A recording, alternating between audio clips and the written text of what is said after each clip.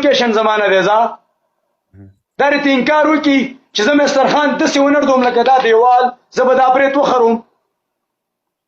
ودرېږه دا د لوکیشن بدل کړي د دې نه پس هم ګوره دوم پنشمنټ کې یو به د ما چا نه ګټې نه د ما په سر به چا د کنځل نه کې یو به د څه ورته وایي خبره رانه یاده وته د ما په سر به چا سره لانجه نه کې هغه که افغانۍ که پاکستانۍ که هر څوک د ما په سر باندې ګوره لکه تا مخکې ویلې که نه چې زه ته ما ته افغانۍ نه یې زه تا ته پاکستانۍ نه یم څه رقم دې ویلې ما لکه سرچپه ویلې ما او تا وروري ده ملکونه به ته نیو باسو دا یو ملک دی دا به ته نیو باسو زه تا په پاکستاني په نوم باندې نه پیژنم نه ته ما د افغاني په نوم باندې پیژنې زه تا د انسان په سترګه پیژنم ته ما د انسان په سترګه پیژنې او د یو پښتون په سترګه ته ما پیژنې که نه ملکونه به ته نیو باسو نو مقصد دغه یو خواهش درنه کوم د ما په سر هیڅ چاته کنځا مه کوه او ما چا نه ګټه